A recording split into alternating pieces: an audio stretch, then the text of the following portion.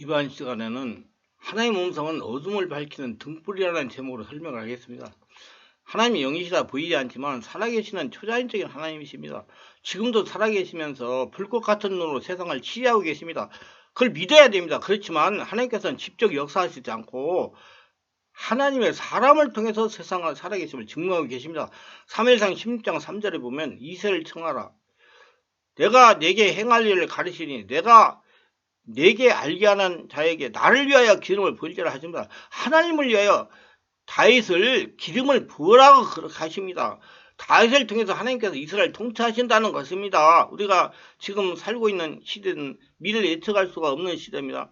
내일 무슨 일이 생길지, 아니 잠시 후에 무슨 일이 생길지 아무도 모릅니다. 그래서 어느 유명한 사회학자는 말하기를 우리가 살고 있는 시대를 불확실한 시대라고 하였습니다. 현재 벌어지고 있는 세상의 일들을 보면 더욱 그렇게 보입니다. 여태껏 잘 나가던 기업이 하루아침에 무너져버리기가 일쑤입니다. 세계를 보세요. 잘 살아가던 국가가 하루아침에 곤두박질치고 합니다. 지진이 일어나가지고 재앙이 일어납니다. 그런 일들이 비일비재합니다. 여기에 한 개인은 더 말할 것도 없습니다. 멀쩡하던 사람에게 갑자기 일이 터집니다. 재정 문제가 터집니다. 건강의 문제가 터집니다. 직장 문제가 터집니다. 가정의 여러 가지 문제들이 터져서 갑자기 위기를 겪게 됩니다. 우리 주변에 이런 일이 비일비재합니다.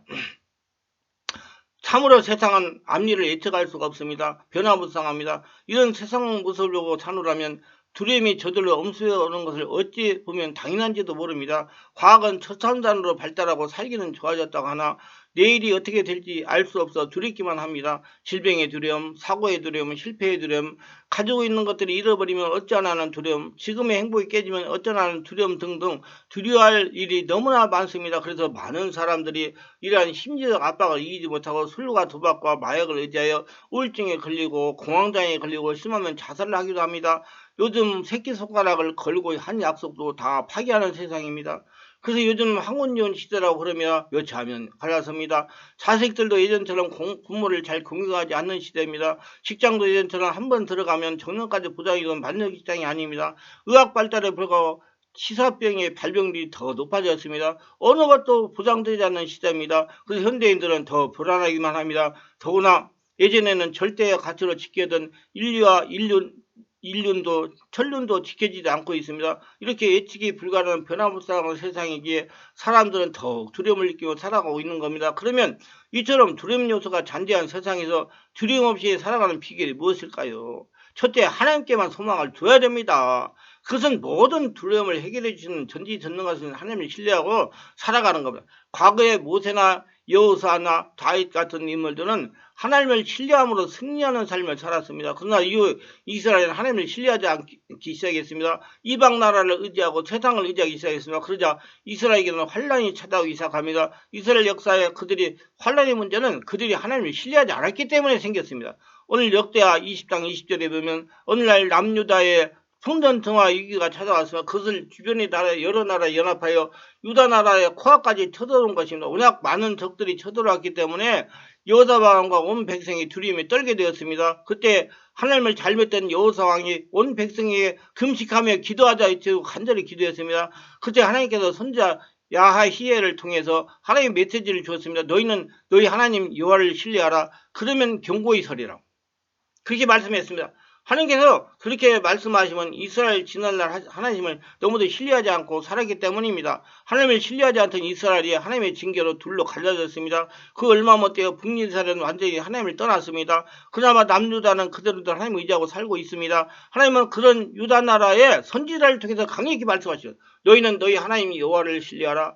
그리하면 견고히 서리라고 말합니다. 지난날 이스라엘 역사에서 그들이 하나님을 신뢰하지 않고 살 때는 실패의 연속이었습니다. 그러나 그들이 하나님을 신뢰하고 하나님을 의지할 때는 망하지 않고 승리했습니다.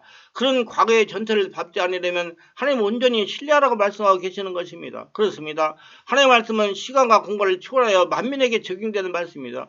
세상의 어떠한 문제들이 우리에게 염수할지라도 우리가 여호사와처럼 하나님을 온전하게 신뢰하고 살아간다면 우리 앞에 문제는 아무것도 아닌 것이 될 것입니다. 하나님 오늘 분명히 말씀하십니다. 여호와를 신뢰하라. 그리하면 견고히 서리라 말입니다. 그래서 우리가 하나님을 온전히 신뢰하여 살아갈 때 우리 앞에 두려움은 사라지게 될 줄로 믿습니다. 이사야 12장 2절에 보라. 하나님은 나의 구원이시라. 내가 신뢰하고 두려움 없으리라고 말씀하셨습니다. 하나님을 믿지 않을 때는 많은 것 가지고 있어도 두렵습니다. 그러나 하나님을 믿을 때는 비록 양손에 아무것도 없을지라도 두렵지가 않게 됩니다. 왜입니까? 하나님께서 함께 하시며 평강을 주시기 때문입니다. 하나님은 평강이 하나님이시라 했습니다. 그래서 하나님을 믿으면 제일 먼저 찾아온 것이 마음의 평강입니다. 그건 영원한 평화입니다. 하나님은 우리에게 평강을 주실 뿐 아니라 평강을 만들어 주시는 분이십니다. 우리 마음에 두렵고 불안한 이유가 무엇입니까? 그것은 우리를 불안케 하는 요소들이 우리에 찾아와 우리를 괴롭히기 때문입니다. 세상에 찾아와서 괴롭히기 때문입니다. 그런데 우리가 하나님을 신뢰할 때 하나님은 우리의 불안케 하는 요소들을 해결해 주심으로 우리를 평안케 하십니다. 신명기 3장 20절에 내 하나님 여호와를 사랑하고 그의 말씀을 청종하며 그를 의지하라. 그는 내 생명이시오 내 장소신이라고 말씀하십니다. 우리가 병에 걸려 잘못될까봐 오래 살지 못할까봐 두려워하고 불안해하지 않습니까? 지금 인생 120세 시대라고 그래요. 그런데 하나님께서 그 문제의 요소를 알려주시고 해결해 주신다고 말씀하셨습니다.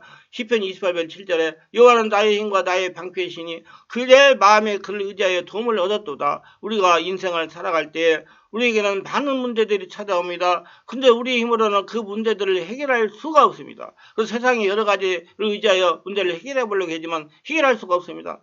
무당한테도 찾아가는 사람이고 중한테도 찾아가는 사람이고 신령한 사람 찾아가서 예언가를 찾아가고 별소리를 다 들어도 해결할 수가 없습니다. 그건 하나님만이 해결자이시기 때문에 그렇습니다. 근데 하나님을 의지했더니 그 문제가 해결됐습니다. 이것이 이 다윗의 고백입니다. 성경은 처음부터 끝까지 세상을 의지하지 말고 하나님을 의지할 것을 말씀하고 있습니다. 여러분 하나님을 의지하세요. 그러면 하나님 음성을 들립니다. 하나님 음성이 들리는 대로 순종하면 문제가 기적같이 해결이 됩니다. 시편 115편 9절에 이스라엘 여호와를 의지하라. 그는 너희의 도움이시오 너희의 방패시로다. 시편 125편 1절에 여호와를 의지하는 자는 시온 산에 흔들리지 아니하고 영원히 있음 같도다. 괜히 도와주지 못하는 세상과 사람 의지하다가 망신만 당하고 시간만 허비하지 말고 돈만 뺏기지 말고 하나님을 의지하시기 바랍니다. 하나님을 의지하면 망신당하지 않도록 하나님께 도와줄 줄 믿으시기 바랍니다. 믿음을 가지셔야 돼요. 성경에 말씀합니다. 하나님을 의지하는 자는 복이 있도다고 말입니다. 그러나 무릇 여호와를 의지하며 여호와를 의뢰하는 그 사람은 복을 받을 것이다. 예레미야 17장 7절. 여호와 하나님을 의지하는 사람은 복 있는 인생일 줄 믿으시길 바랍니다. 모세는 철저하게 하나님을 의지하는 삶을 살았습니다. 이스라엘 백성이 스루 광야에 들어가서 사흘 동안 물을 얻지 못해서 목이 타서 죽을 징이었어. 그러자 호수를 발견해 뛰어가서 물을 마셔보니까 물이 써가지고 마실 수가 없었습니다. 백성들이 그만 토하고 절망하고 난리가 났어요. 사흘 동안 물을 못 마셨는데 물을 발견하고 마시고 독이 있어가지고 그리 먹자마자 토하고 배를 안고 뒹굴고 말았습니다. 또다시 하나님과 모세를 원망하고 고함을 쳤습니다. 모세는 또 알았습니다. 하나님은 언제나 문제가 있는 곳에 해답을 예비해 놓으시고 계신 하나님을 알았기 때문에 이스라엘이 원망하는 동안에 모세는 하나님께 기도했습니다. 여러분 하나님께 기도하세요. 원망하지 말고. 그러자 하나님께서 바로 그 호수 옆에 한 나무가지를 지시하셨습니다. 그 나무가지를 꺾어서 물에 던지니까 물이 곧 해독되고 달아져가지고 백성들이 마음껏 마실 수가 있었습니다. 문제가 있는 곳에 하나님께서 해결 방법을 만들어 주시는 것입니다. 이스라엘 백성이 광야를 지날 때 그들이 무슨 물을 예비했으며 무슨 양식을 예비했겠습니까? 300만이 광야를 지나가는데 그 많은 사람이 먹고 마실 물과 양식이란 광대한 양입니다. 그러나 하나님은 이미 예비해 주셔서 하늘에서는 만나가 쏟아지고 바위에서는 물이 터져서 그들이 먹고 마실 수가 있었습니다. 이스라엘 백성이 애굽에서 나왔을 때 하나님께서 그냥 너희의 살 길을 마련하시고 그렇게 말씀하시지 않았어요. 아닙니다. 적과 그대는 가나안 땅, 복된 땅을 미리 예비해 놓으시고 하나님께서는 예비해 놓은 길로 인도에 가고 있습니다. 가는 길에 지뢰를 전부 다 묻어놨어요. 그 지뢰가 있을 때마다 언방불평을 합니다. 그 지뢰 그때는 그 지뢰를 해결할 수 있는 방법을 아는 사람은 모세밖에 없어요. 누가 해결한다고? 하나님이. 그 기도해가지고 하니까 지뢰를 제거할 수 있는 방법을 알려가지고 지뢰를 하나하나 해결하면서 이스라엘 백성은 야 하나님께서 함께 하시는구나. 하나님이 모세가 기도하니까 해결 방법을 주셔가지고 해결하게 하시는 걸 알고 체험적인 사람들이 되게 하려고 그렇게 만들어 놓으신 겁니다. 요리도 마찬가지예요. 하나님이 가는 길에 문제를 다 만들어 놨습니다. 그 문제를 하나님께 기도해 해결하면서 우리가 야 하나님이 함께 하시는 거 살아계시는 거 믿으면서 하나님의 사람을 바꿔가는 것입니다. 이스라엘 백성들은 사사건과 투집하고 불순종하고 불신앙하며 하나님을 괴롭혔지만 하나님이 이미 이스라엘 백성이 가서 살 수 있는 땅을 예비해 놓으신 하나님이신 겁니다. 그럼 구약 전체를 살펴볼 때 하나님은 여호와 이래 우리를 위하여 예비하신 되시는 하나님이라는 걸 절대로 부인할 수가 없습니다. 하나님 말씀을 대언하는 선지자를 신뢰하고 살아가는 것, 성령의 인도를 받으라고 합니다. 원래 현대는 많은 스승을 두고 살아갑니다. 멘토라고 그래요. 수많은 방송 매체가 인터넷을 통해서 각 분야의 전문가들의 수많은 정보들이 흘러나옵니다. 저마다 많은 정보를 습득해서 그런지 사람들이 다들 얼마나 똑똑하고 잘하는지 모릅니다. 또한 이 시대는 다른 어떤 시대보다도 교회가 많고 목회자가 많습니다. 그만큼 진리의 말씀이 듣기가 쉬워졌다는 겁니다.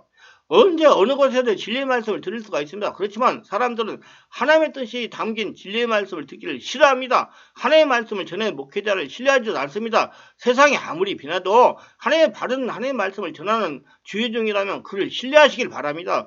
사도행전에 보면 사도 바울이 복음을 전하다가 잡혀서 죄수의 신분으로 로마에 압송되는 중에 큰 상선을 타고 가게 됩니다. 그런데 바울 사도가 영적으로 보니 그 지금은 배가 떠날 상황이 아닙니다. 그래서 지금은 상황이 안 좋으니 기다리다가 얘기가 좋아지면 떠나라고 말씀을 전했습니다. 그러나 사람들은 선장과 선조의 백부장의 말을 듣고 사도 바울의 말을 무시한 채 떠났습니다. 그저 얼마 만까지 유라굴로라는 큰 강풍을 말라 배가 완전히 침몰하게 됐습니다. 그러나 하나님께서 바울과 함께 하심으로 그 배는 침몰되지 않고 무사히 산 섬 곁에 걸려서 전원 구조가 됐습니다. 진작부터 주여정의 말씀을 들었다면 이런 일을 당하지 않았을 겁니다. 하나님은 과거 이스라엘의 역사 속에서 그리했습니다. 하나님은 이스라엘 위기 때마다 선지자를 세워서 하나님의 말씀을 전하게 했습니다. 그러나 강팍한 이스라엘은 하나님의 뜻을 전하는 선지자의 말을 신뢰하지 않았습니다. 선지자를 신뢰하지 않는다는 말은 성령의 인도를 신뢰하지 않는다고 갖고 그들이 하나님을 신뢰하지 않는 것과 다름이 없습니다. 수많은 연합군이 남녀를 터져라 풍전등화 위기에서 왕과 온 백성이 기도할 때 하나님의 성령이 야시엘 선지자에게 임하여 하나님의 메시지를 전파했습니다. 역대하 20장 14, 17절에 여호와의 영이 회중 가운데서 네 사람 야시엘에게 임하였으니 저는 아삽 자손 마따얀의 현손이요 여이엘의 중손이요 분야의 손자요 스갈의 아들이더라. 야히엘이 가로되 온 유다 사람 예루살렘 거민과 여호사와 항이여 들을지어다. 여호와께서 너희에게 말씀하시기를 이 큰 무리로 인하여 두려워하거나 놀라지 말라.